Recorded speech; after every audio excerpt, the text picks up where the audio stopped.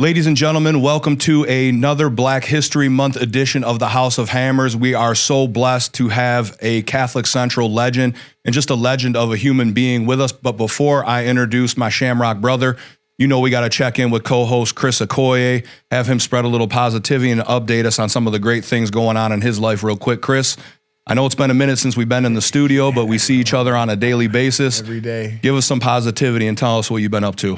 Peace and blessings to the culture, man. Just another week, another day, another month of just serving, man. Me and some of the young men were able to go down to Savior's Day. We set up a table at one of the largest events of Black History Month and was able to show some Shamrock love, some of the great things we have going on here, how we have increased diversity numbers, man, bringing in the best students, doing some amazing things. So, man, great weekend of just service. Big win last night over Northfield. Boys got a little rowdy, but, of course, we took care of business. Shout out to the team, man, Coach Jackson. So we're just keeping things going, man, keeping the standard and pushing that standard even higher, man. Ran into one of my favorite MCs at Savior's Day. Oh, yeah. Me and J Electronic, man, he is it J Electronica? J Electronica, yes. J Electronica. J Elec, man, one of the good brothers, man. He's FOI. He was down there supporting the minister. So another great weekend, man. So a lot of knowledge was gained, a lot of good networking opportunities, man. But more importantly, the opportunity to grow spiritually. So that was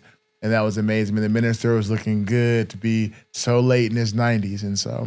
Yeah, he's moving a little bit slower, but looks definitely moving a little bit slower. But looks like he hasn't aged in about 15 years. Man, voice was still power. I was curious to hear if he still had that power in his voice, and he was still at that power in his voice. I don't think you lose that. You just slow down a little bit, maybe. But well, I guess we'll see. We'll see. Why are you pointing at me? Brian's older than I am. I get it. I see how it is. Okay. Fun fact, I do have a picture of J Electronica, Erykah Badu, and Nas, and in that picture, J Electronica's wearing a Detroit CC Shamrock hockey hoodie.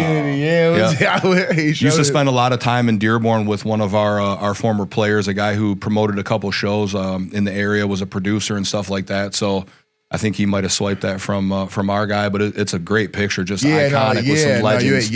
Legends in that picture. But let's get into the meat and potatoes of today's podcast. We have a guest today that, for me, has been a mentor of mine, a friend of mine, a brother of mine since the fall of 1989. I first met him when I was at the West Side football camp, the summer of '89, and since then, our friendship, our brotherhood has flourished. He was an all-state athlete here at Catholic Central, basketball, football, probably could have done anything he wanted athletically here at CC, a 1990 state champion, a team that we really looked up to that set the standard for us in CC football because we hadn't won a title since 1979. So that 1990 team for me was very special, had one of the most historic hits in a state championship football game against Detroit King. On their quarterback, absolutely beautiful blindside hit coming from D-end wearing number 17. From there, he went on to Eastern Michigan University where he flourished, had a great career there. Just a phenomenal person. For me, to see his personal growth as a father, as a husband, as a mentor, as a licensed hypnotherapist, as one of the only sports social workers in the state of Michigan. If I'm not mistaken, you were the only one. Still the only one? Only one of a few in the world, but I'm the only certified male in the state of Michigan. Yeah. Only certified male in the state of Michigan. Continues to pour back not only into Catholic Central, but into anybody that needs to be loved up, anybody that's looking for help. I know he had a great conference the other day where he spoke about the subconscious mind, so we're going to touch on that. And I know he means a lot to you as well, Chris Okoye. So without further ado, we want to welcome Brian Chaney to the House of Hammers podcast. So Brian, welcome.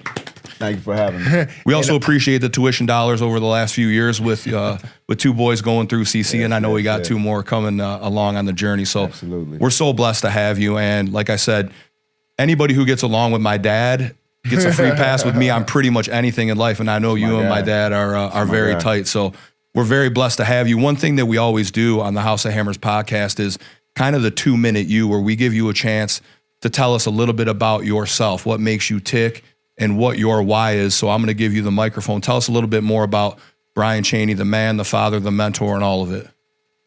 Wow. Well, 2 minutes, that's a brief time. But since I was a small child, being with my mom, who's a community activist, did a lot of the communities, so as well as my dad. But just being with my mom and being born on the same day as her, I wanted to be just like her. She ran group homes, so on and so forth, and really showed me how to love on people. And I just wanted to be able to make that kind of difference in the world. So from the time I was young through high school, after high school to today, that's my calling in life, is to make this world a better place and to show other people how to love. I have 4 sons, and that's our mission, to show other people how to love. So for me, it's important for me to, one, love myself, but love those who are in my home, love those who are in my community. Then I can start to spread out and touch even more. So at the end of my days, I just want people to say Brian Chaney was a man who did what he said he was going to do. He was a man of God, and he was a shining light in his world. So you kept it under 2 minutes. That was good. Yeah. I also forgot to include that he's a classic car owner. He restores houses. So when you talk about somebody that has diversified themselves, and Chris, we always talk about. He was my guidance counselor when I was here. Oh yeah, that's right. He also was sold suits. Sold suits. Oh yeah, the drives kit. The only person to also wear an all silver suit here at Catholic Central. I almost wore it today. That thing is wore it today. That was one of my favorites. In a few years, yeah. Go ahead, Chris.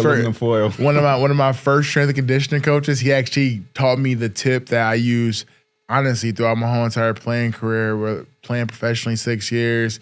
On top of in college, he taught me this hack, and I guess looking back at it wasn't a hack because it sucks every time you do it. But he always told me, like, irregardless of what you do, your last 2 to 3 weeks before training camp, you go and you hit the heel 10 times. It's gonna take care of your legs, and it's gonna make sure you're in shape, and you'll be able to pass any conditioning test. And so I remember, irregardless of what I had going on, it became almost like one of those just mental needs is I gotta go and hit the hill, and yeah, the hill always kept me in shape. So, and I don't know, I guess before we get into questions, I'm gonna ask you now, I don't know if it's science, I don't know if it's mental, I don't know if it's just belief, but what was it about the hill that it was like an automatic get you in shaper? Like, regardless of how much I trained that off season, I could have been in Miami, I could have been in LA, I could have had what I thought was the best off season. That hill gonna always every time is like the first time. Every rep is like the first rep, and it never gets easier. So explain it, and I think it's the specific hill that we go to. Yes. But yeah, man, break down the importance and why the hill has always worked. Well, any hill is my hill now, but I think we used to go to Southfield Civic Center. Okay. But ever since I was in high school, my father would train me on the hill. So that was very important to me. And I just saw the difference it made in my endurance. And hell, I was all state my senior year, so I stuck with it. I still train on the hill. I'll be 53 this weekend, and every year on Father's Day with my sons, that's my challenge. To run that hill. Yes, to hit that hill with my sons. So I have the whole family hitting it. And it's mental. You know, hitting the hill is one of the hardest things you can do. So we deal with things physically and we deal with things mentally, but the hill will try and tap you out in both. It will. So it's really a challenge of you versus you, and how bad do you want it? So yeah, and many people can't do that. So for me, at 53, I'll still go hit it 10 times.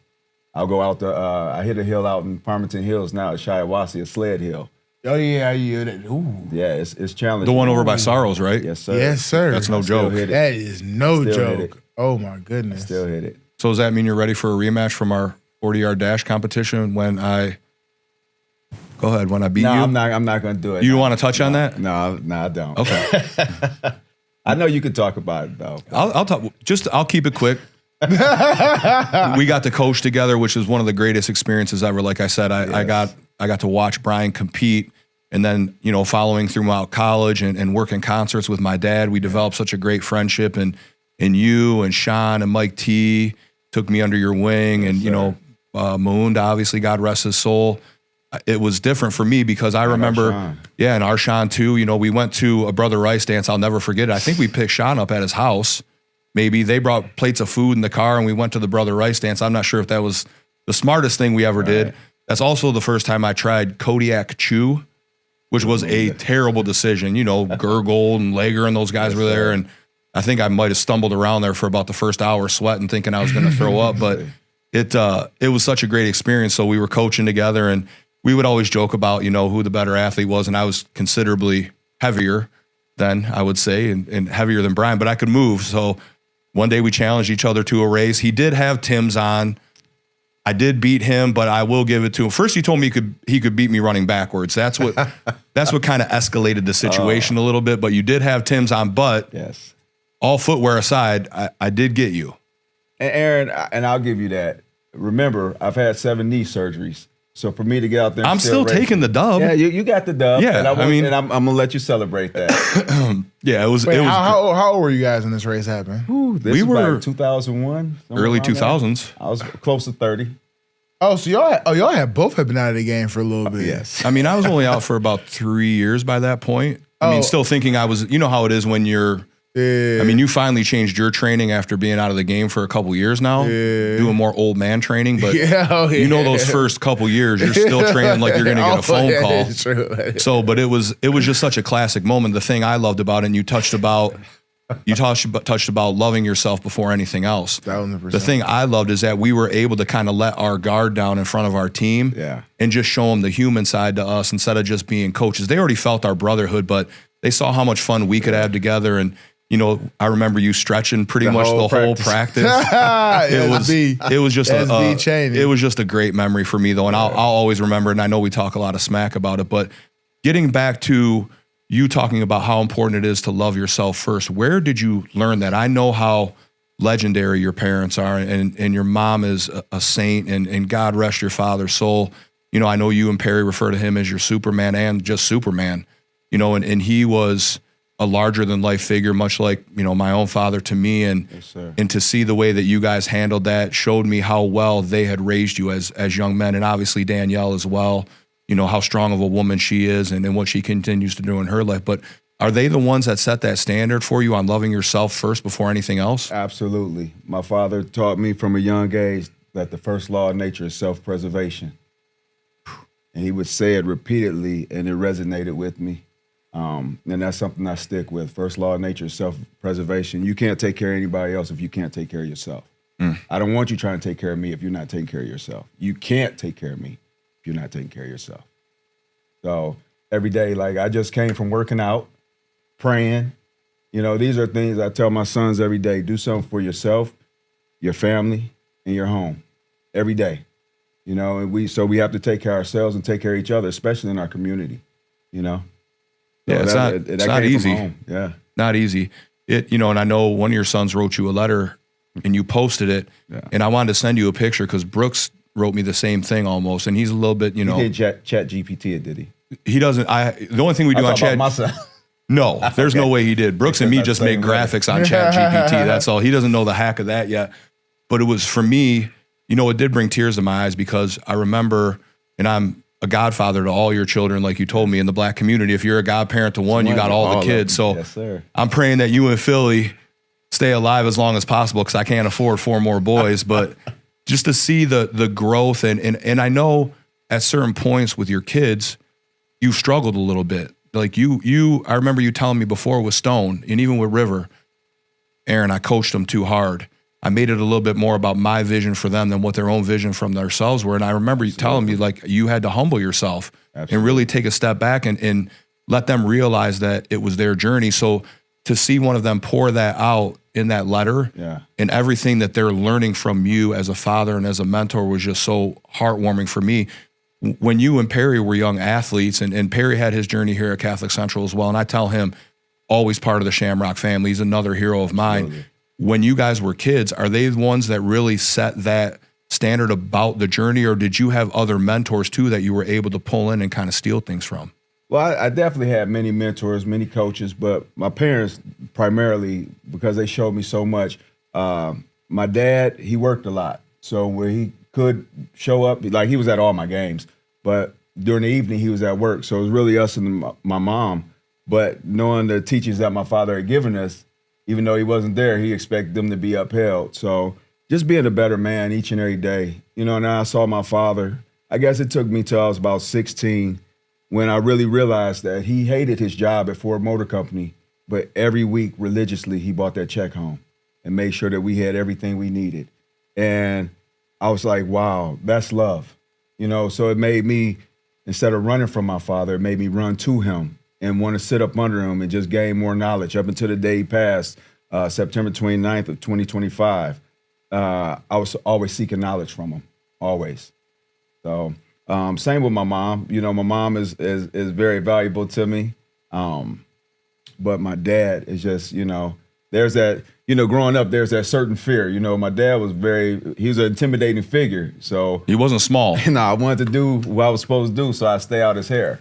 But and those things really have made me the man I am, just being consistent with the teachings that he taught me. I love when you post football pictures of him because he had that baby fro going with the mustache. I mean, he was a large individual. Yes, sir. But that's what it's in Chris, you and I talk about that because we're in this building on a daily basis, and we tell the kids, you got to love yourself before you can pour love into anybody else.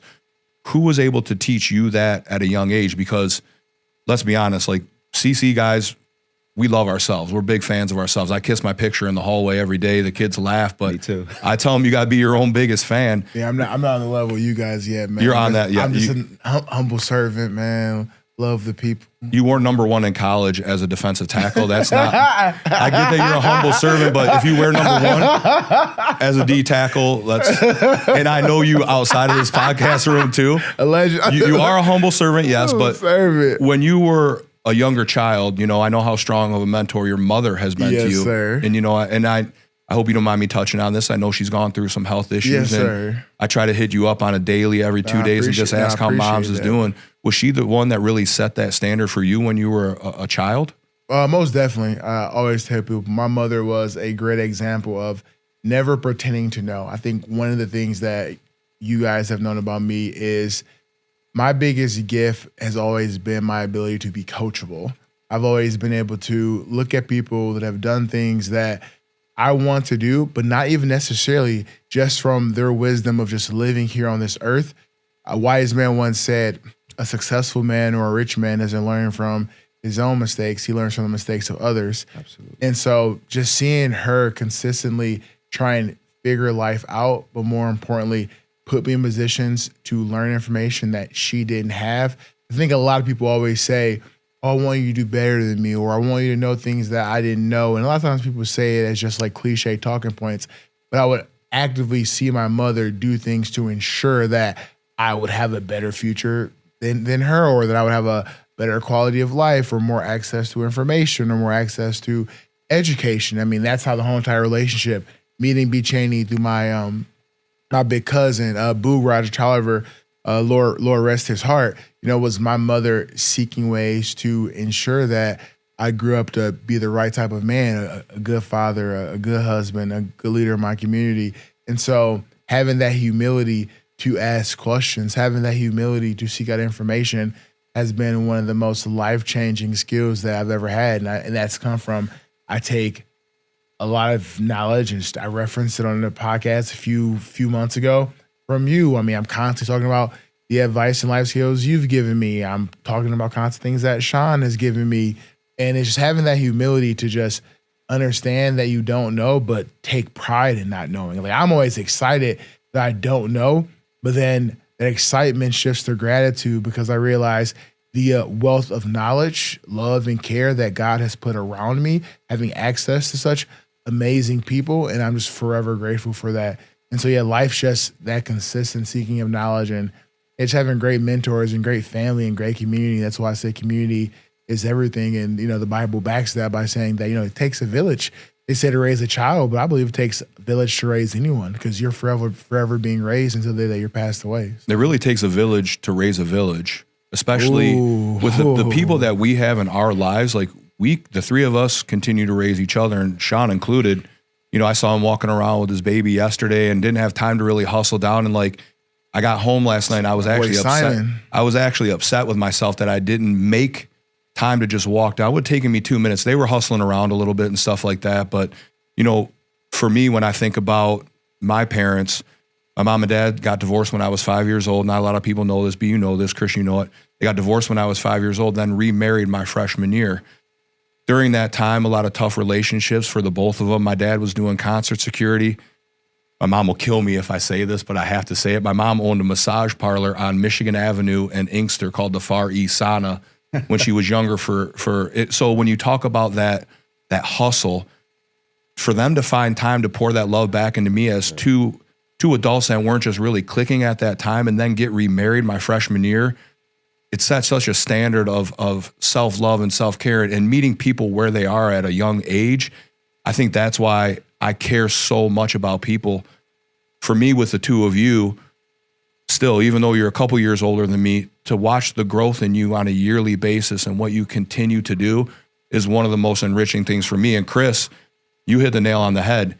You're always willing to learn new things. And I love, like, when I'm able to give you a small nugget of an aha moment, you just light up. You're like, oh, I didn't look at it like that. Like, but you guys do the same thing for me and Sean on a lot of different avenues and things like that. B, for you, I saw the biggest change in you when you became a father. Now, I saw you be a fantastic partner to Felina for years. You know, I was blessed enough to be around you guys, you know, when we were younger, and you would have the most classic Halloween costumes I've ever seen. Jimi Hendrix, you had one year I went as a soccer player, you had a full denim suit on with goldfish in your shoes. That's right. And I was like, man, where'd you get that suit from? You're like, I wear this to the club every weekend. But when you became a father, how much were you able to lean back on what your parents taught you and what your other mentors taught you to help you really equip your, because there's no playbook. I lean back on all of it. I mean, my parents set an example. And before my oldest son, Stone, was born, I went to my father and I said, me getting ready to be a new father, what advice would you give me, Dad? What would you do differently? And he said, I would be more patient. So that's something that sticks with me to this day, to be patient with my son. I just had a conversation with my son about it last night, about being patient. I have to be patient. So everything my parents taught me, it all comes back. Like they say, school and life are a little different. In school, you get the lesson, then you get the test. In life, you get the test, then you figure out the lesson later. So my parents have prepared me for all these tests because they've given me these lessons a long time ago. So, Beautiful. Yeah. Absolutely.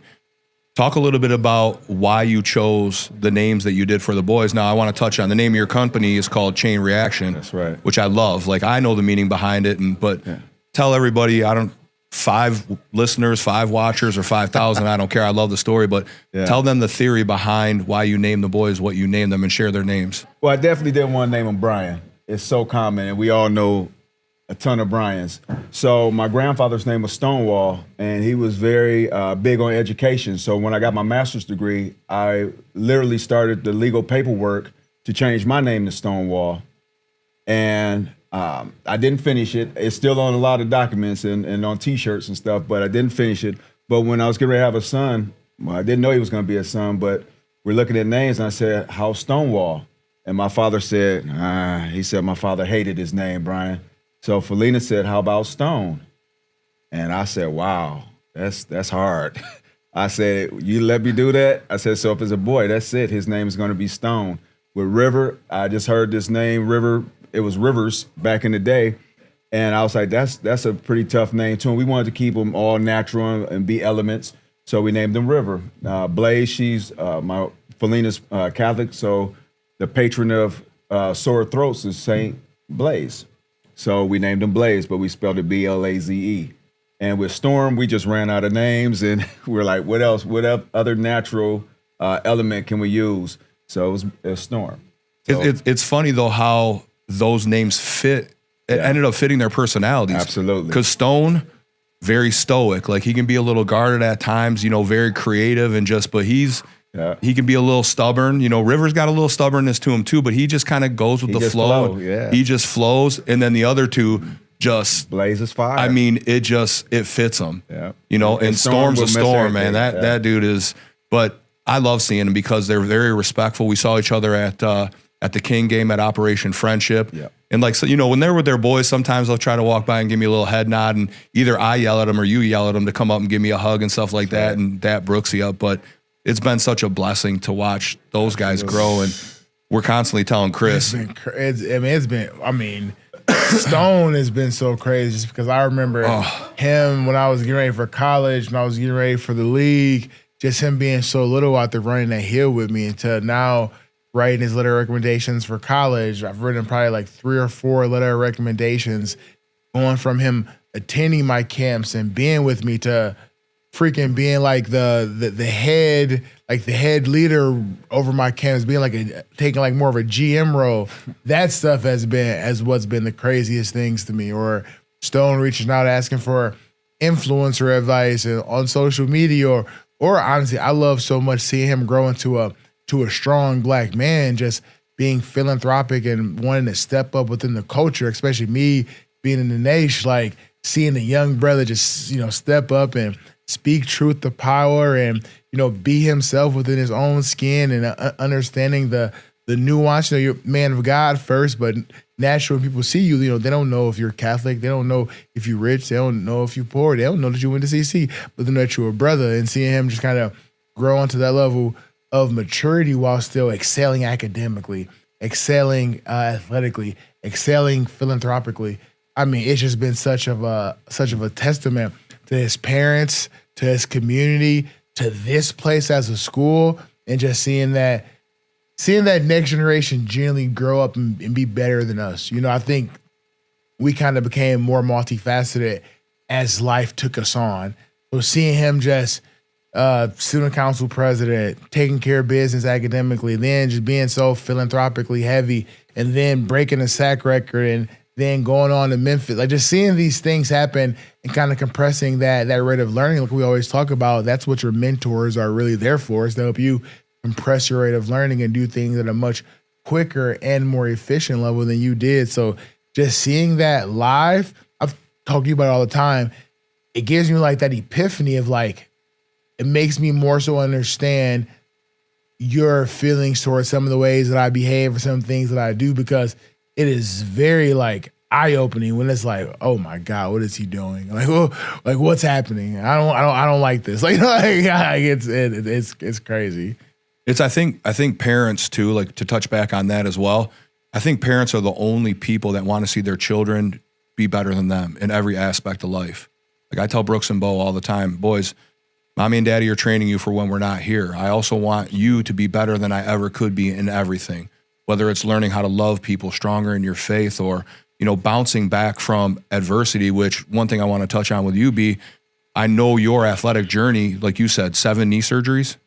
7 knee surgeries, Achilles and the arm reconstruction. I mean, think about that. Now, some of those happened while you were at Eastern.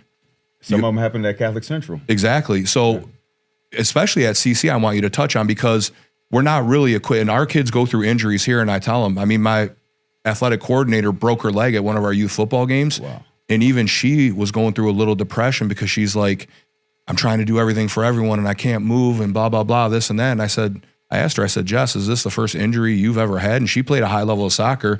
She's like, yeah, the first major one, first bone I've ever broke. And I said, the mental part is the worst part about the injury. Yes. With what you do now, if you would have been equipped with the knowledge that you have now, because even in your hypnotherapy, I mean, that's pain management too. Yes, is one of the things that you work on. If you had your skill set now, how much easier would that stuff have been able to get through? Well, definitely it would have benefited me in college. I'm glad you opened this conversation up, because it gives me an opportunity to segue into giving my grandmother a shout out. I tore up my knee in the West Side football camp and was afraid to tell my parents. I jumped out. 8th grade? Absolutely. What? I jumped out the bleachers and grabbed the portable rim, and the rim rocked, and I fell and buckled my knee. John Barbara, a CC legend, helped pick me up off the floor. I went and finished the camp. I was MVP of the camp. Went on to average 4 touchdowns for a good part of my freshman year playing tailback. And after football season was over, everybody transitioned to basketball. I never played basketball in my life. So I went to the basketball team and I made the team. And I actually was in the game in Ypsilanti and jumped up in the air and my knee got locked. And I couldn't straighten my leg out. It was that I tore cartilage back in the West Side football camp. So I had to have knee surgery January of my freshman year. The day I was to return to basketball was on a Monday. That Sunday night, I'm talking to my grandmother, the Reverend Princess Johnny Lou Chane, and I told her I was kind of nervous about going back to practice the next day. And my grandmother said, baby, you're going to be all right. So I go to practice the next day, and literally I felt stronger than I ever felt in my life. I was running. I had so much bounce. And this is 2 weeks post-surgery. And Coach Matt comes to the door of the gym, and he calls our head coach, Leo Stebbins, over. And then they called me. And I'm like, what is Coach Matt calling me for? And he told me I had to take a call in the coach's office. And it was my mom telling me she needed to pick me up. She had some things going on that she just needed to pick me up. And I was like, I'm at practice. I need to pick you up. So her and my dad picked me up. And I didn't talk much in front of my dad because I never wanted to say the wrong thing because, you know, that wouldn't end well for me. But I'm sitting in the back seat, and I just slide to the middle and say, did somebody die? They say, yeah. I sat back. I said, did my grandmother die? And she wasn't sick. I just talked to her the night before. My grandmother died. So remembering that last conversation we had, I carry that with me in any and everything I do. She said, baby, you're gonna be all right. And I went on to be all right. To earn a D1 scholarship, be all state here, worked out for 16 NFL teams. So I was all right. With the training I got, it actually helped me understand, like I said, life is so much easier to connect the dots going backwards. So once I got this training as a sports social worker, I understood what I was going through in college when I tore my ACL and wasn't able to play for an entire season. And my teammates are going to play UNLV out in Vegas, and they're telling me all the great stories, and I felt like an outsider. When they go to practice, everything going on at practice, they had me doing film work, so I'm not even at practice. So when we go to dinner, it was slowly edging me away from the team. And now that I know what I know as a sports social worker, you have to keep those injured players engaged, because if not, there are many risky behaviors that can be picked up along the way. And now that I understand, I was depressed.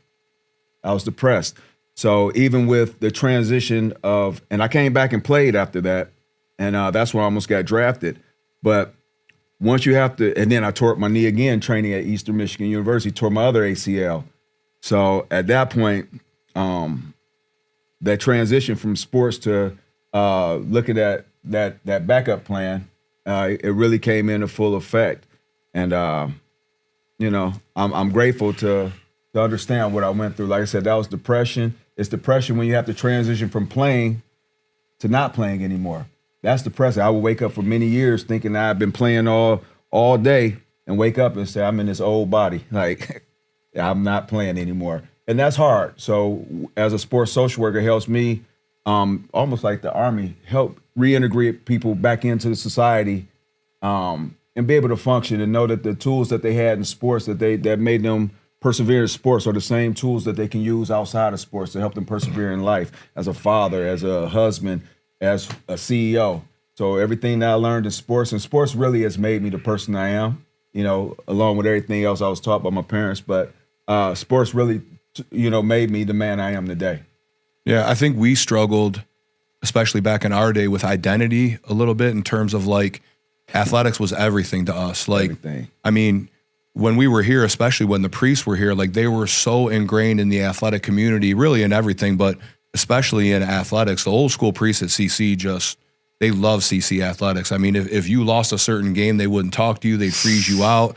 But, you know, we were blessed. Rosary, the whole game. Exactly. Father Donner would be pacing, saying the rosary, or sitting under the scoreboard, keeping score at the old field at Breakfast Drive. Remember when we were coaching there? Yes. Father Donaher would run the scoreboard, sitting under the scoreboard.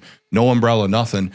You know, you brought up that saying from your grandmother that you're going to be how often do you hear that in your own mind now when certain situations or maybe tough times hit? Every day. My grandmother talks to me often. I talk to my ancestors. I talk to my dad every day. I talk to my grandmother every day. I talk to Munda regularly. I talk to Arshawn regularly. And I ride past the cemetery where Arshawn is laid. I talk to him basically every day.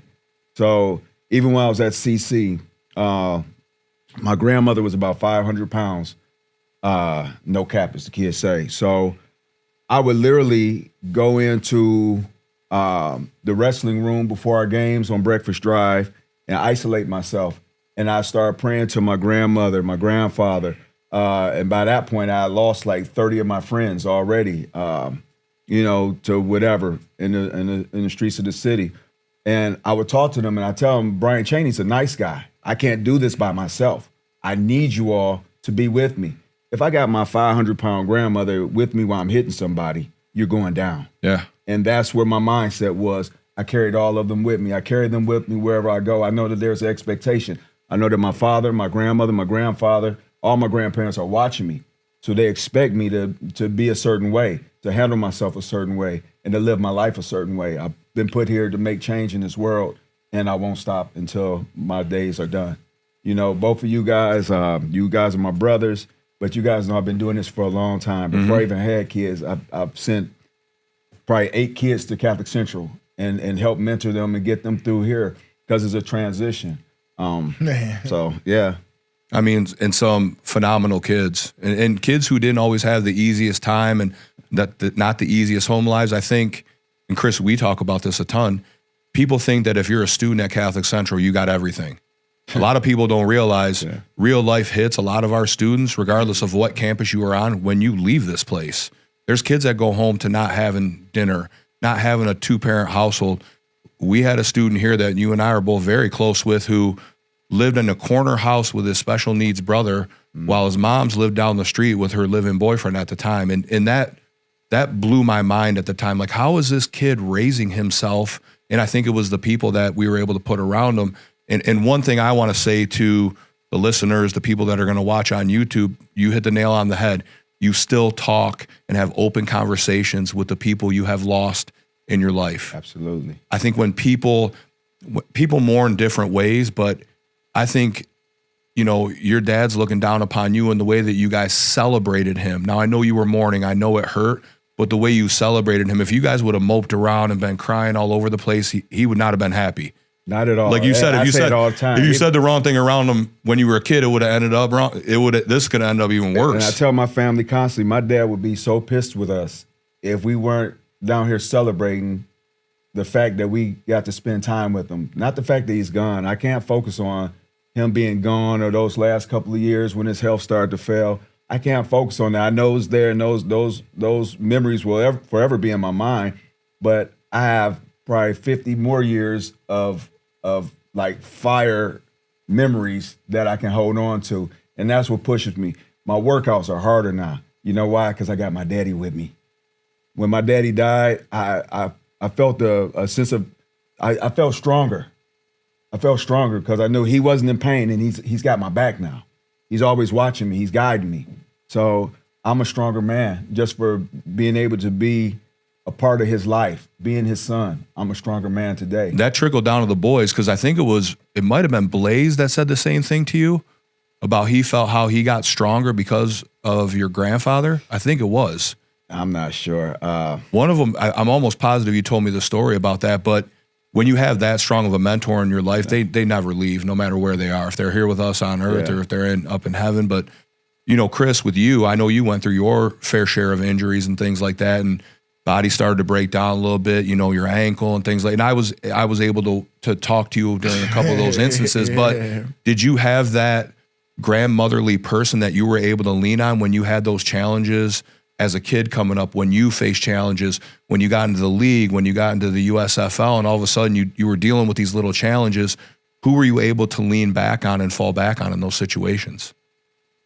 I always thank God for community, but you know me, I've always kind of been more of a handle things in isolation type of person. That's just kind of how I am. I think the teachings, obviously from the minister, just constantly gaining that knowledge of self, but I understood at a very early part of my adult life that, you know, the Word of God reminds us that after difficulty comes ease.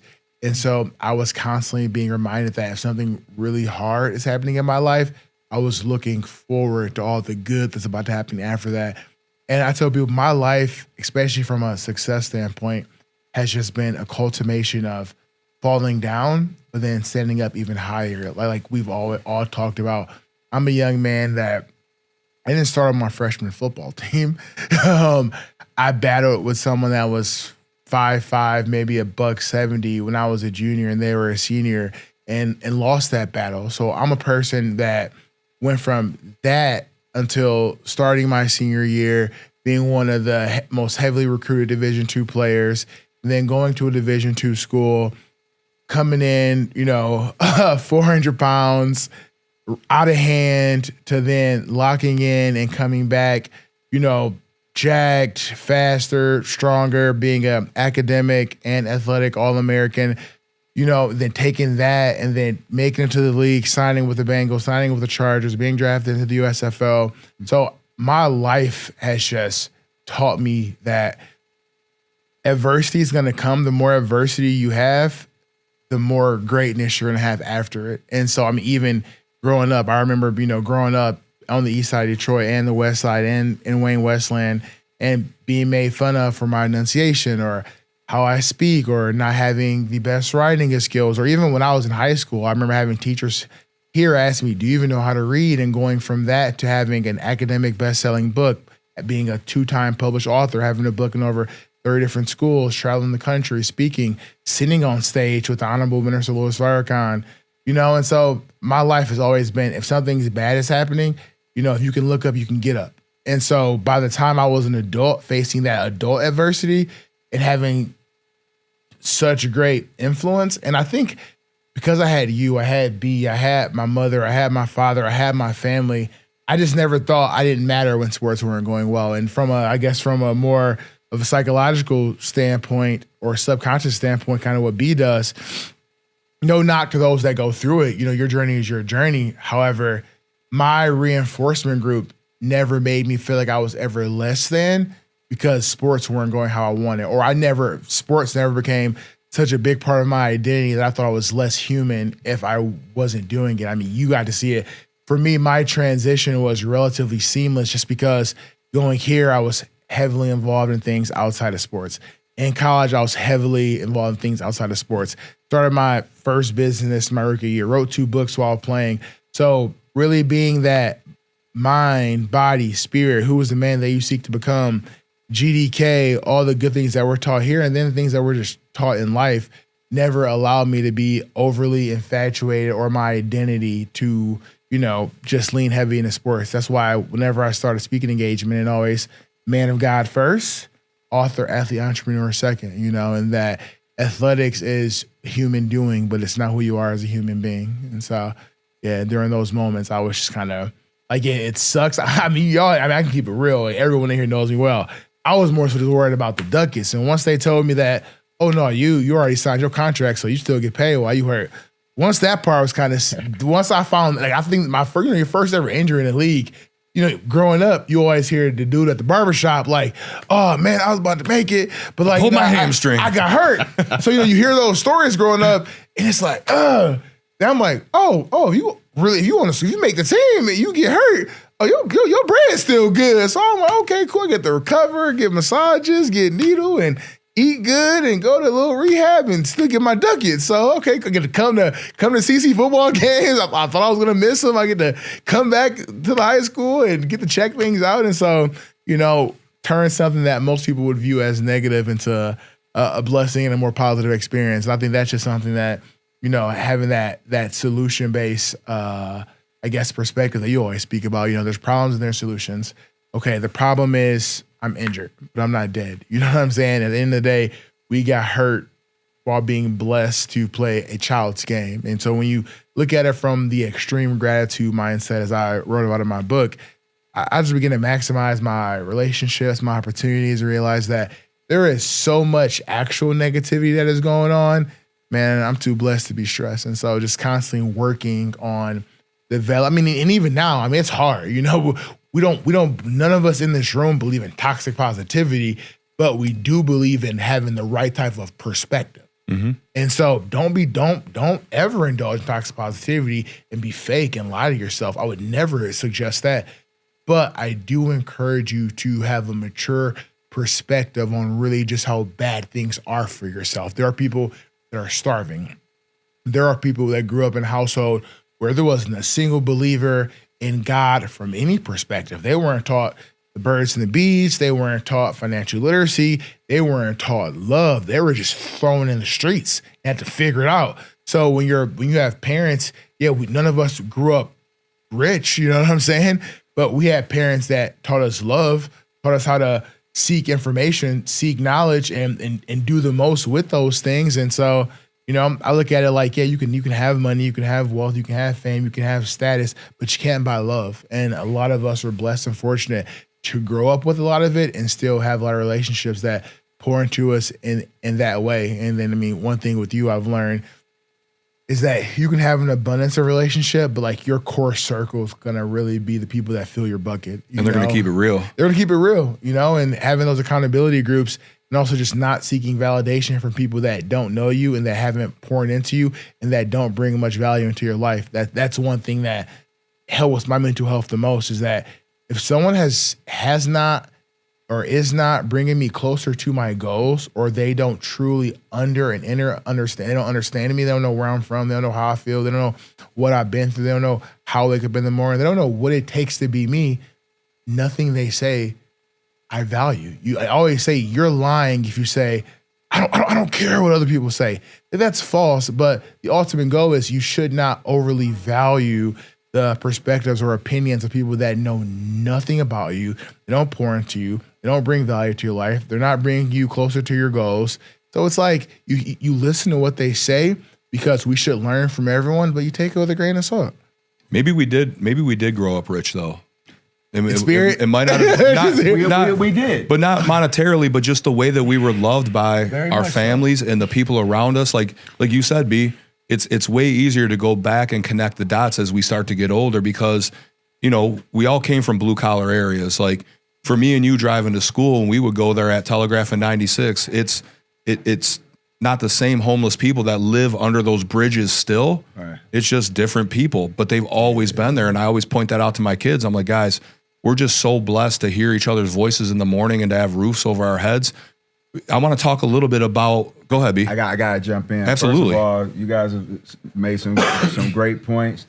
Very proud of you, especially with the articulation and enunciation. Man, you're fire, bro. And I listen to you. I've been reading the book too, Extreme Gratitude. Appreciate you, my brother. But like we're saying, we are rich. And I always tell people, if you think you got it bad, go down to Children's Hospital. Go see some of those babies who will never be able to get out the hospital, never had their first date, never go to prom, never get married, never had kids. How bad is it really for us? And coming to Catholic Central, this wonderful institution, I was blessed to meet a man named Tom Mack. And that is my football father. To the day I'm done. That's my football father. He taught us about something called sudden change. When things don't go the way you want them to go, you don't fold. We come out and we conquer. We change the narrative. I live by his words, and I thank Tom Mack for, I'm getting choked up now, for all things he taught us. It wasn't just for a season. He was teaching us stuff for a lifetime. And I understand what that man's why was. It wasn't to win games. The winning came. He was trying to make us to be better men, better fathers, better husbands, all those things. So sudden change, when things don't go right in the game, it's all right, I got this. We'll go out here, we'll do what we need to do, we'll get the ball back. So those teachings that he gave us back then when I was a young teenager, and I'm sure you guys were privy to some of that teaching too, those are the things I live by to this day. And I'd be remiss if I didn't say thank you, Tom Mack. Yep. I mean, shout out to Coach Mack. He was an original culture guy before anybody was using that word. Like, we were so lucky. And I do have to shout out his counterpart who passed away recently, Coach Al Fracassa, because the Rice guys had the same thing over there. Coach Mack and Coach Fracassa, who developed a great friendship, they were spitting that mentality stuff before anybody else. Yeah. They were talking about team unity. They were talking about brotherhood. They were talking about believing. Like Coach Mack saying the magic is in believing. It is. In any aspect of life, that's one I really lean on. Like, I'm big on trying to manifest things and speak positivity into myself and into my kids and to those people that I love. And I steal so many little nuggets from guys like him and even like a Jeff Wiska for me, yes, who's going to be a guest on our podcast. Still to this day, every time I see him, he just tells me how proud he is, just gives me that big hug. And he's the same person I met when I was a high school student here. And Coach Mack is still, I'm still scared of Coach Mack a little bit when I see him. Like, I feel like he's going to be like, chop it, or like something like that. But every time you see him and when you see Lynn, and And we get to work closely with Joe and Mike, so you see little touches of Coach Mack and them. I mean, it's such an enriching thing to realize, like, how blessed and how rich, like you said, we really are because of the people God put around us. And what you did for us, for this school, you put up in the weight room, what Coach Mack had in our weight room. God's gift to you is who you are. God's gift to you is life. Your gift to God is what you do with your life. What you, who you make it, what you make it yourself.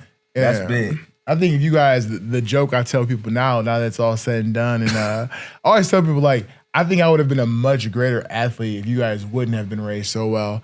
Because I think what pushed me to actually, like, all right, it was I always tell AB and tell people, like, I think I got to a certain point where it's like the people that really like loved me and like cared about me and not gonna say made excuses, but were like very understanding of how I am the way I am, because I'm still the same way, to be honest, was that I had to prove you guys right. You know, B. Chaney, AB, Father Huber, the people that Coach Mike Mack, people that really just kind of took that risk or took a lot of flack, because I have a very strong personality and I'm a person where it's like, I'm going to stand on business. Like, this is who I am. This is how I present myself.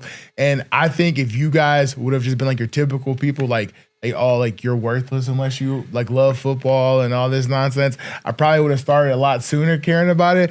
But like I always tell them, I'm like, what do you love so much about CC or such a football school? I'm like, honestly, whether I was like the freshman who like didn't even go to practice because I hated it and just didn't like it whatsoever, and I wanted to play quarterback.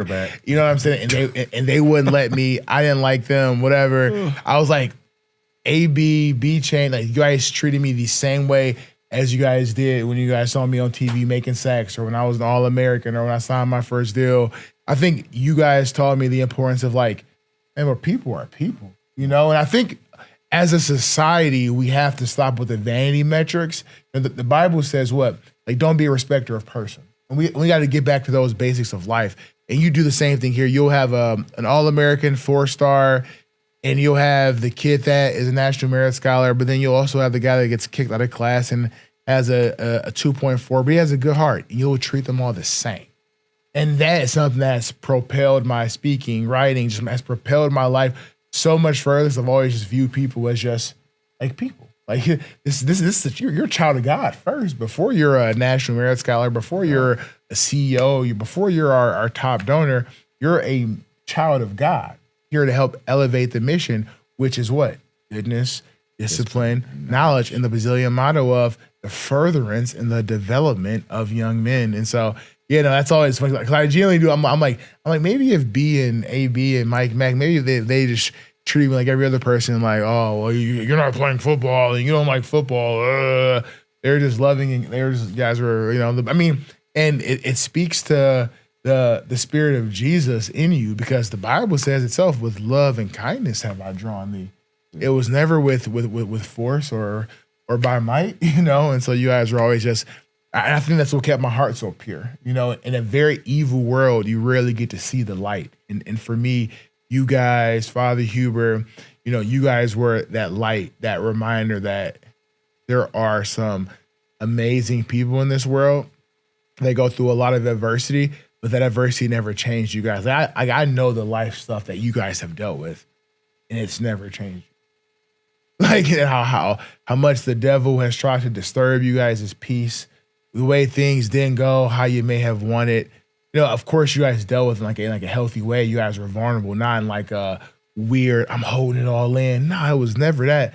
But it was, you know, even for you, sometimes to your detriment, where you, like, how did you kind of work through just constantly being the person, you know, people coming to and telling all their problems, but they're never asking how you're doing? That's why, I mean, even a couple of days ago, I remember it with my mother. I think, well, you guys all know, you didn't know, I had a pipe freeze and burst, so I'm getting my master bathroom. I walk in, I get my house is getting renovated. My mother's been in the house. Like a whole lot is going on, and AB always was just checking on me. How's mom doing? Hey, how's things are going? Maybe you should talk to this person. And I sat back and I reflected on that probably like a day or two ago. It was probably like 6:37 in the morning. And I was like, you know what? I remember, like, I'm like, hey, I just want to let you know I love and appreciate you. And every now, I mean, I do the same thing with you. You will be chilling, minding your business. And out the blue. Like, you know, and it's just, I think outside of the, I guess, like the social success, you know, I feel like those the skills you guys really care about was about me being a good person. Like I said, the only thing you ever asked of me was to take what you did for me and go out and do it for another young man. I told you I'm not going to just do it for one. I'm going to travel around the country and, God willing, around the world and do it for millions of young men. And same thing about you, telling me to love on the people and love people up and encourage people. And, you know, people, they'll never forget how you made them feel, right? You can be cool and, you know, like I have more of just like a natural kind of like swaggy personality, but that reminder of like, Chris, like, always use your platform, how people naturally gravitate to you and want to be like you. Like, make sure you're using that to get them, to encourage them to do right things. Fishermen and men. And so, yeah, back to us and like, how did you learn how to balance that? We're like, all right, I'm pouring in, but I gotta find people that pour into me as well, so the way my heart doesn't turn to stone. How'd you get through that? I just audited my circle. I don't know, you know, with my mom and my dad, you guys know my dad's about as honest of a person filter. as a just zero filter. Which, you know, now that I get older, I think maybe there's something to that though, because he is the original version of himself. To expect. Yeah, exactly. And but you know, if he loves you, you're gonna know he loves you. And I think for me, I just love showing up for people, and if people don't show up in return, I just keep showing up. I let them just. That's the blessing, man. I mean, but for the people who show up for me that I show up for, when they pour back in, it just makes me love them even more and on a completely different level. And that's just the way that I'm built. I just love to be there for people. I love to listen intently before I respond. I love to make sure I'm taking in what they're saying. And sometimes, you know, it's tough because you take in and being your job. I want to touch on that in a second. Sometimes you take in so much negativity. You got to find ways to empty that bucket. You got to find ways to spill it back out. So when you send a little quote to me, or when I reach out to you for parenting advice, balance advice, homework and things like that advice, like, it just means so much more to me, because I know as much as I've poured into you guys, and Sean's the same, you guys pour back into me. And that's when I know my circle it has the right people in it, and it just drives me. As soon as I get up, I thank God for another opportunity. I make sure I send out a couple gratitude texts, tell people I love them, just set my day off right, and then just try to lead with love. You know, you coming out of Eastern Michigan, what made you want to get into this line of work to pour back into kids? I think one gift that the three of us have is, you know, let's say it's a football player. We don't care about a kid. We care about him because he's a young man that plays football, not a football player that's a young man. 100%. Because it's got to be in that order, because at some point you're done with athletics. Now, you can play alumni basketball. I can play alumni softball. Chris is no parts. not much of a softball player. We're going to work on it, though. We're going to get you right this year. But B, what made you want to go into such a selfless profession? Because it really is. I mean, I'm sure you've heard some grueling stories, and I know you've seen some high-level athletes and the kids of high-level athletes and things like that. But what made you want to get into that? From the time I was a kid, like I said, I wanted to be Martin Luther King. I wanted to be like Martin Luther King. I wanted to be a positive influence in this world and show people how to love. With my mom running group homes and things of that nature, sometimes they had emancipated minors. So some of these girls, she ran girls' homes, they wouldn't have anywhere to go. So on Christmas morning, Thanksgiving morning, things like that, I wake up and there's women from all different nationalities. You know, I had everything. So it just taught me how to love, man.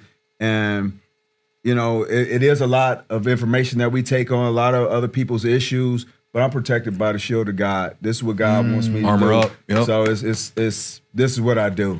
You know, whether I'm at work, whether I got your insurance information, or whether I'm doing it for free. You guys know me. You've seen me doing it. I just want to be a light. I want to be a fisherman of men. I want to bring more people closer to God. And I haven't always been the best example, but every day I'm trying to be a better man than I was the day before. So, and again, you know, because with life, you'll get distracted. Going to college, there are some things that had me off my path, and I got lost. And I always compare myself, the story of St. Paul. And it actually, I came up with this when I was doing a Kairos retreat here with Mr. Walters, who I love very much here at Catholic Central. And I came up with this. I was looking for a story to kind of encompass my journey. And the story of St. Paul came up, and he was Saul, firstborn with many great gifts. But after a while, he used them against the church.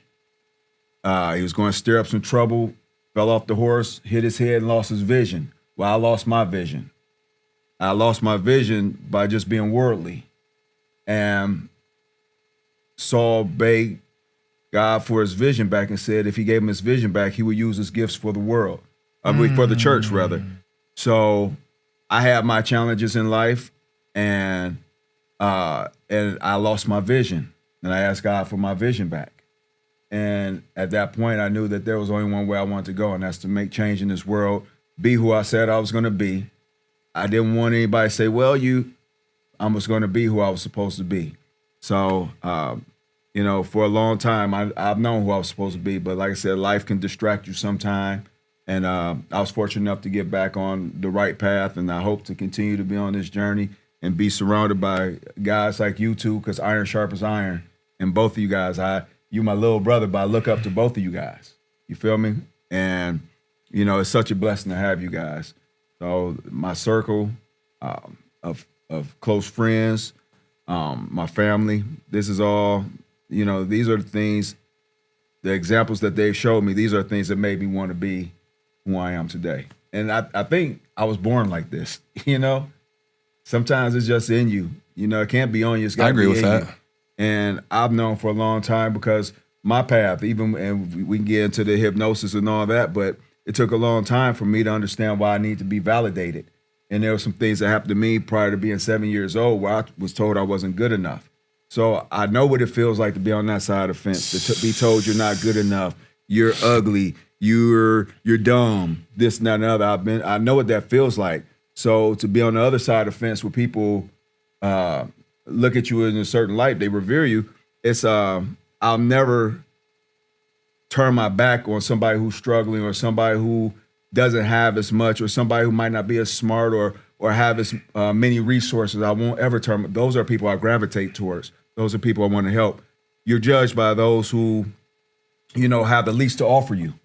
How do you treat them? The homeless people on the street that I have my sons go serve coffee to on Thanksgiving morning and Christmas morning. Those people can't give us anything, but we'll give to them. Mm-hmm. And that's a blessing for us to be able to give to them. And doing things like that and just loving on other people, that's where my blessings come from. And I know that. So I will never stop loving on people. I can say this, there hasn't been a single time that I've needed you, whether it was just a little bit of love or just for us to crack some jokes about things or bring up something, Talk about the kids running out the woods that day. Exactly. Also, you were shook. Yes, I was a little shook by that. Yeah. But, I think back to so many of those things, and you hit the nail on the head when you said, I think sometimes you're just born with that. You're just born with so much love in your heart that you want to pour it out to other people. And I'm not sure I always loved myself enough. And I don't know if you guys have ever felt that, because there were times, like you said, where I did lose my way, where I veered down the wrong path. And we talked about it before, where it was like you brought the Kairos retreat. I got to go to Kairos, and I told the kids, guys, every saint was once a sinner. Like the whole world is outside screaming at you, and God's over here just whispering, I'm here for you whenever you need me. And I challenged the kids. I said, guys, I've said it on here before. I said, if God sent you a friend request on Instagram or something, and it was like whatever his, tag was, @TheRealJesus or something like that, and he could see everything that you were posting and all this stuff, would you accept it? Would you really accept that? Because he sees it anyway. But, and there were times when I thought, all right, if I'm putting out more good into the world than I am bad, I can get away with a little bit of this stuff on the side, and, God will still love me, which he will. But that's not the right way to live. One thing I want you to touch on, which you just had a seminar on that you spoke at, was the power of the subconscious mind. I know we have a lot of different groups and a lot of different people that listen to this podcast, but can you give the kids a little bit of a nugget or a little bit of a hack on how powerful the subconscious mind is? Absolutely. First of all, the biggest area of growth in your brain is between 1 and 3 years old. Then 3 to 6, by 7 is locked in. So, and that's your subconscious, like submarine, it's below conscious. So as a certified hypnotherapist, what I do is I'll put your conscious to sleep to tell your subconscious exactly what the conscious wants it to know. That's called dropping suggestions. So they don't work together. So sometimes they say you got the good angel and the bad angel. Well, the good angel is who you are right now. You're Aaron Babbitt. You're 51 years old. 50. You'll be 51 years old soon. 50 years old. I say There's no difference. Don't get too much. But that's consciously who you are. Subconsciously is why you do the things that you do without even thinking about it. And sometimes that's, all the time, that's because something happened in your life by the time you're 7 years old, or your digital engrams, meaning the things that you've gone through in life, there's a digital footprint, and those engrams protect you. So sometimes we'll respond and react to things in a way that's not so becoming, but that's us protecting ourselves. Simple case in point, if you eat some spoiled deviled eggs when you're 10 years old, they make you very sick, and there's a tuba playing in the background, per se. 20 years later, somebody presents some deviled eggs, it'll make you nauseous. Those are those digital engrams protecting you. Or if you're at a football game and you hear a tuba playing, you're like, wow, why do I feel this way? And you feel nauseous, that's because of that digital engram. They're put there to protect you. So just with understanding subconsciously why you do the things that you do, once you can understand that, then you can align the conscious and the subconscious. Because again, how many people do we see on the news every day? They go out and kill another man because he saw his woman with them. Well, now he's gone, you're in jail, and she's with somebody else. So our emotions always have to catch up to our rationale. Emotions always have to catch up to rationale. Emotions are very immature. My emotions are immature. All of our emotions are immature. Our parents, anybody walking this earth who's ever walked this earth, their emotions were very immature. And that's because it's usually the 7-year-old version of ourselves. So when we crash out, yeah, that's just, oh, I just got to be like that. No, that's you being a 7-year-old version of yourself.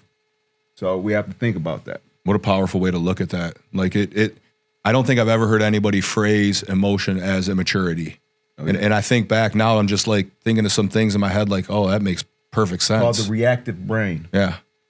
Yeah, we might have to bring you in to talk to the kids about that because I don't think they understand that stuff. So now I'm gonna give it to you 7 Mile style. So I'm gonna give it to you as easy and simple as possible. Now, do you refer to emotions as immature simply because emotions are vibrational and forever fleeting? So technically speaking, emotions never have a maturation period. So I think one thing, I feel this way. You can be happy and then you're sad, and like I don't think people will ever understand that, but they're never really taught that. Like your feelings are not facts. Like how you feel is very, very vibrational, meaning it's forever changing. And I think the way you just coined that and framed it was just very profound when you said that emotions are immature. And when you break it down and kind of reverse engineer it, when you think about it, because emotions and feelings are forever changing, they generally don't ever get a true maturation period. And my grandfather used to always tell me that if a man would just think, a man would never kill another man.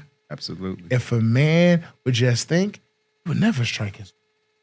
If a man would just pause, take a moment and think, a lot of the debauchery or the mishaps or ill-advised behavior simply wouldn't occur. And a lot that's happening at a much higher rate or much higher scale nowadays simply because of the TikTokification of the human brain. And so right now we're only giving thoughts 3 to 6 seconds. You know what I'm saying? We're not. One of the biggest things I used to love growing up, I mean, and I still use it now, me and Chane, we talk all the time, we get super high level, is that now we are creating fundamental belief systems off of 3 to 7 seconds, 10 seconds talking points. When I grew up, my teachers, or the thought leaders that I followed, but primarily my teachers, they would always say, when writing a paper, I need 3 to 5 scholarly sources. And that was for writing a paper. And the way I internalized that was that you need 3 to 5 scholarly sources before you believe it. And so with the advancement of society, there hasn't been an advancement in intellect, my brother. And so back in the day where we may have to go and check into the library and read a book or go to an encyclopedia, or even for my generation having a Google search and go through all the links, nowadays you can simply go into AI and go, can you disprove this? Yeah. Give me 3 to 5 scholarly sources, and we always talk about Anthropic, we talk about Claude, we talk about Gemini, we talk about ChatGPT. And nowadays, I mean, when it comes to market news or things regarding theology, we have the ability to verify things to almost as close to beyond a reasonable doubt as possible, yet we don't. And that speaks to one of the things that we're always talking about. It's a microwave mindset, or we can call it instant gratification, right? You ever notice food tastes a little bit better in that crock pot? You know, when you let it sit, let it marinate, get real tender, Absolutely. It get real juicy, it get real succulent. But when you take that same food, you heat it up in that microwave, now it's rubbery, now it's tough. Maybe it's a little bit dry. Fast. You know, yeah, they've created the air fryer. It's crispy. However, nothing tastes better than that good old fashioned. And that crock pot, it's like the seasonings really get to absorb into the food. Food just breaks off, you know? Absolutely. And that reminds me a lot of life. You see guys that take steroids, they die young. You know what I'm saying? They die young, and then you see even people that are bodybuilders, it's not a career that makes a lot of ducats. But then you see those careers where you can't take, if you notice the sports where you can't take drugs, where there's heavy drug regulation, they tend to pay a lot more.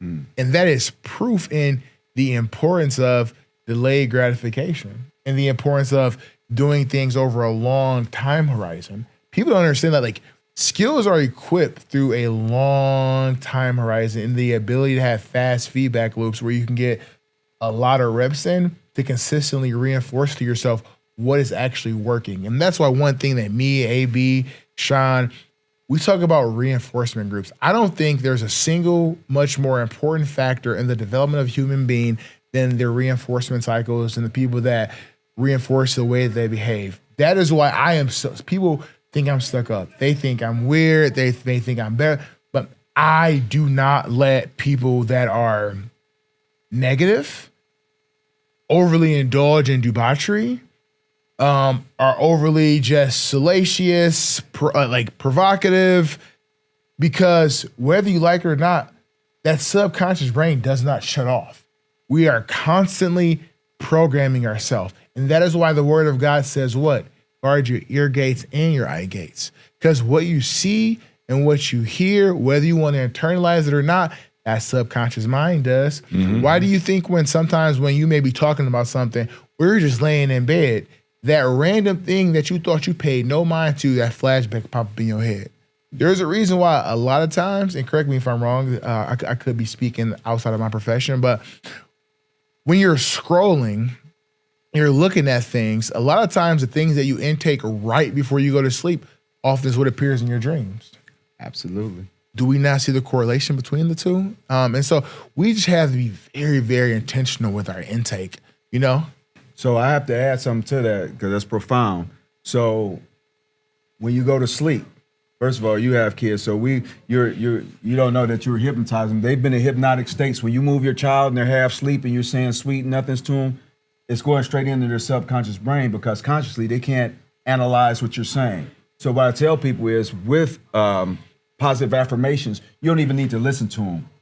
If your kids are asleep or if you're asleep, just turn them on and put them over there because now you're not analyzing. It's just going straight into your brain and letting it be. And just like you said, whether it's good or bad, those are those engrams. It's a digital footprint. Every sight, every sound, every smell, every touch, all this is going to be within you forever.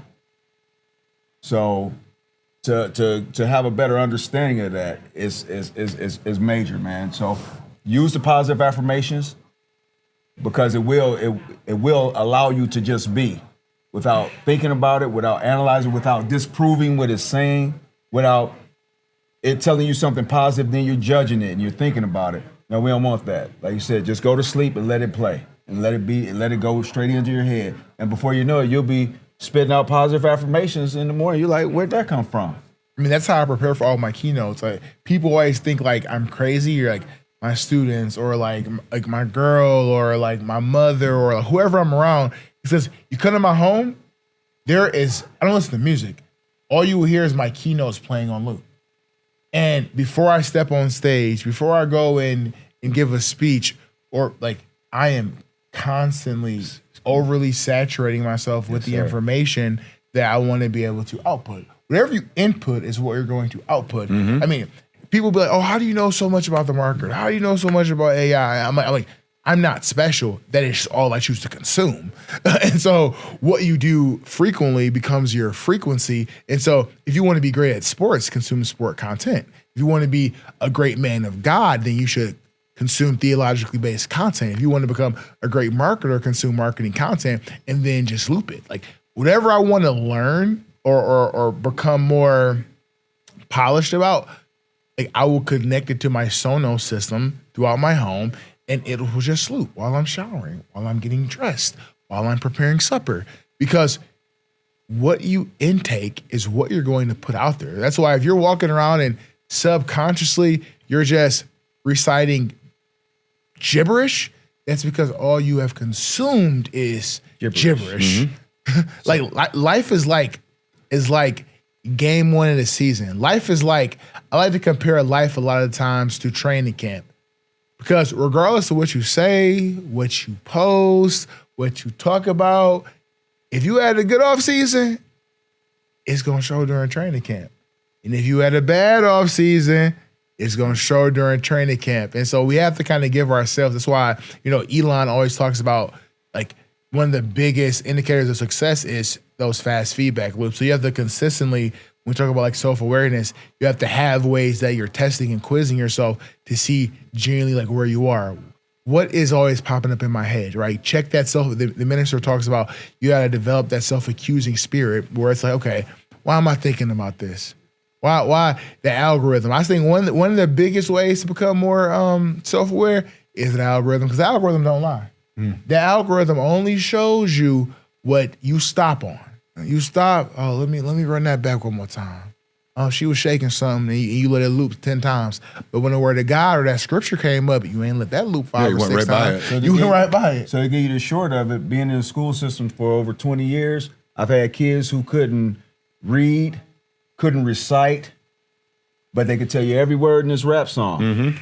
Come on now. Because that's that loop. You teaching, brother. So TV programs, it's just that. It's a program. It's here to program you. Yep. So whatever you put in is what you're going to get out. That's why I got to go back to Tom Mack again, because you can connect those dots going backwards in life.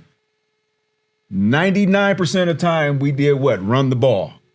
We ran the ball how many times in practice a day? Hundreds of times. Same plays over and over and over and over again. I don't care who you line up in front of us. We know what we're doing. We're going to be victorious. We're telling you what we're doing. We're going to tell you what we're doing, and you can't stop us because we've done it over. We looped it. Coach Mack was looping it back then. Yes, sir. It wasn't, we had 3 different formations and all the same plays. He didn't have this big fancy playbook. We went over the same things over and over and over again, and that's what made us successful. But just as you're saying, you loop what you're getting ready to speak about, same thing. I'll put on my headphones. I'll talk to myself and then replay it. Yeah. These are things you have to do to be great. Whatever you want to be great in, you have to indulge yourself in that. Yeah. What you do frequently becomes your frequency. I mean, and those are simply the best practices of learning. We got to learn how to learn. I don't think we're taught that anymore. Wow. One thing that me and Chane, we're always talking about it is the importance of following the best practices. In 2026, every field, every journey, everything that you want to do, someone has done it. I hate to break it to you. There's no reinventing of the wheel outside of AI and like robotics and that whole entire sphere. But for the most part, there's no more reinventing the wheel. Go and find the best practices. That's how you ultimately compress learning time, and you don't have to make all those mistakes. That's why I tell my generation, we have to humble ourselves and learn from the ancestors. I don't mean that in an old way, but take the wisdom from the ancestors. That I guarantee you, the people that lived during the times of the prophet, I bet they could look back now, reverse engineer, have that past positive reflection. I bet they would have wished that they would have listened. You know what I'm saying? Absolutely. And so a lot of times, instead of always looking back, man, be present. Like, okay, this brother did go through this. Okay, this brother do love me. Okay, this brother ain't got no hate in his heart. This brother ain't got no malice in his heart. He want to see me thrive. Listen to them. Stop stop. Let me just keep it 100 with the crowd. Stop always thinking somebody hating on you, man. Ain't nobody hating on you. They want what's best for you. They know what the end result looks like if you don't make that shift, if you don't make that change, if you don't make that adjustment. So listen to the wisdom of the ancestors, or you will regret it. And then you're going to be sitting back in the barbershop, on the grill, at the cornrows, coulda, shoulda, woulda, if I woulda. Don't nobody care about what you could have been, but they care what you have done. Keep it 100, man. On a daily basis, showing up for people. On a daily, like it's I think that's every single day. Every single day. And that's why I think the strongest relationships, and please correct me if I'm wrong, are often from, and this is across all sports, the strongest relationships are often with people that you played sports with. I don't care what wedding, what race, what faith, what socioeconomic backdrop.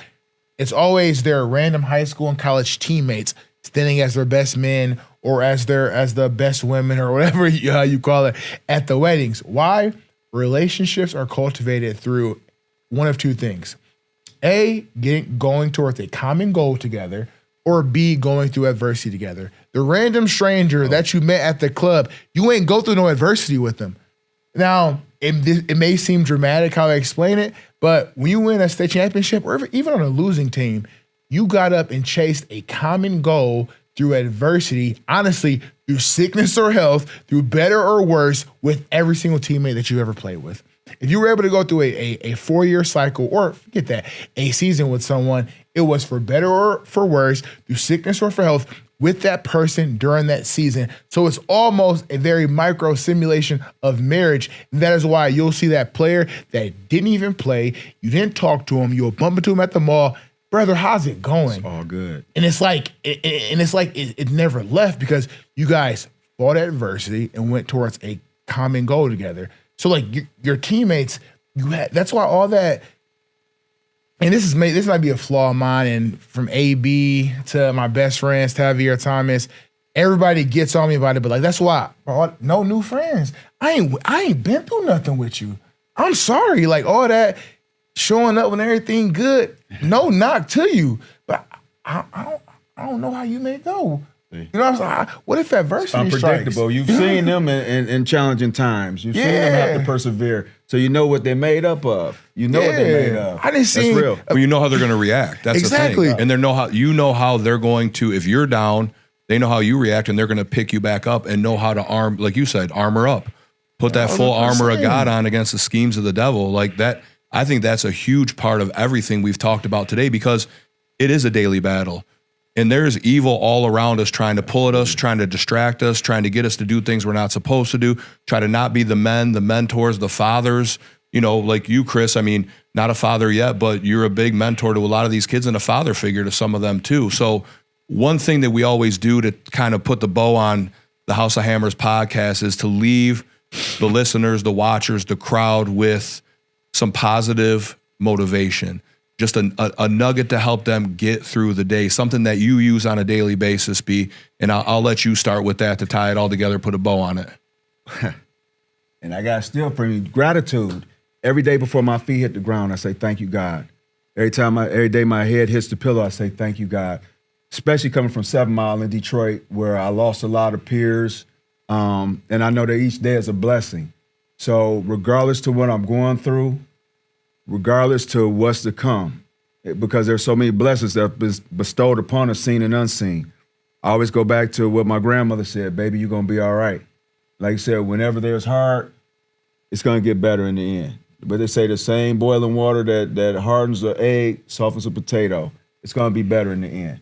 You just have to be able to believe in something that you've never seen before, and that's God. You have to believe that he's got your back. And if you're doing the right thing, you're putting them first, that things are going to work out for you. And that's it. Just put God first. I love it. Listen, the line from your grandmother is just going to ring in my head too. Yeah. Like it's just it's so few words that are just so powerful with so much emotion in them. And it really is. It can get you through any situation. Chris? First off, I mean, because both of you guys, AB talks about, he quotes me, and you're talking about stealing from me. First and foremost, you can't steal from what you help build. My man. Same thing for you. Any quote from me is a cultivation of life-giving, life-changing teachings that you've blessed and bestowed upon me. So I want to say that first. And second thing is, you must constantly be seeking self-improvement. The minister teaches us that self-improvement is not just the basis for community development, but self-improvement is the basis for all development. In order to become more self-aware or to self-improve, you must first gain a knowledge of self. And that knowledge of self will then produce a love for self. And that love for self will cause you to get up and do for yourself on the highest of levels in whatever stage or battlefield or life journey that you might be on. I love that. And I do steal a lot from both you guys, and you guys are both huge mentors to me. And Chris, I know I'm tough on you sometimes. I was giving you a hard time last night at the basketball game. Feel like a hooligan sometimes. I'm like, but the thing is, it's not, it's me pushing you to get out of your comfort zone, but it's also me enjoying that time where we're not really working. We get to be in front of the boys, and it's just like, I think it's important for our kids here and at other schools. You know, we're playing a rival Northville yesterday. It's important for us to see a black guy and a white guy laughing, hugging each other, loving up on each other, dapping each other up. And we do it. We've done it since 1988. 23. It's never changed. 1923. And I think We're over here talking about 1923. this guy. I shaved all my gray off. This is bleach blonde. But I think my big thing that I just want to leave people with is just be there for people and find a way to draw closer to God. Like I said, the world outside is screaming at us with so many different temptations, and God's constantly whispering to us like, I'm here for you. I'm there for you, telling you, baby, you're going to be all right. You know, I think of that. We had a guest on here one time that talked about the Bible being one of the greatest love letters ever written, and I never thought of it like that. And we've had multiple other guests on that I steal things from too. But for me, I think, and Chris, you touched on it earlier, be there for each other, build organic relationships, listen to the people that you love, learn how to pick them up, learn how to help them fail forward and pick them up when they're down, and just love intently, because there is no other way to live. I don't want to walk around bitter. I want to walk around getting better every single day for the people I care about, my own family, my two beautiful boys, my wife, my mom and dad, who I'm still very blessed to have. And I still think about you when you lost, you know, your black Superman, your father. And I love the way that you guys continue to celebrate him. And for people out there that are going through a tough time or that have experienced loss, celebrate the people and talk to the people that you lost. You can still have conversations with them the same way you can have conversations with God. Don't be afraid of it. Don't be embarrassed by it. Just find ways to just wake up every day, plant your feet, be grateful, give a little bit of love back to the world, and just pour into the people you care about. And Chris, when all else fails, the market may be down, but if you want to keep Shamrock Nation around, donate to the 1928 Club. We accept check. We accept Bitcoin. It's official now. But yeah, tap in if you want to keep amazing podcasts like this going. You want to keep seeing our young men in 3, 4, 5, 6, 7 different jerseys. You want to ensure that our young men are having the healthiest of meals. Support, man. Pour into us how we pour into you, man. Shamrock Nation loves you and appreciates you. I like how we've begun to like our segue into that. We got a lot more smooth over the episodes. But I have to say thank you to the man behind the board, Sean Silva, servant leader, man of Catholic Central, just an absolute hammer himself. And Brian, on behalf of countless Shamrocks, kids you don't even know that you affected here and outside of this place too, we love you, and you are a very special person to me. You've been in my circle for years, and you've always accepted me for who I am. My parents, I know how you feel about Brooks and Bo, and you know how much I love your family. I know I still got to get over to the crib, which we've talked about. I promise you that. We got to spend some time together sooner than later, because you just mean that much to me, and I know how much you mean to Chris. So on behalf of both of us, we love you. We're honored to have you here, and we're so blessed to have you as part of our personal circle and the Shamrock Nation circle. So we appreciate you. And for everybody out there, continue tapping into the House of Hammers and all the other podcasts that CC's putting out. Just some great content, truly organic, and we're just here for the people, by the people, and we're going to continue to lead with love. So, and when all else fails, like I always say, keep hammering. So we love you guys. Continue to tap in. And on behalf of Chris Okoye and my brother Brian Chaney, we love you, and be great daily.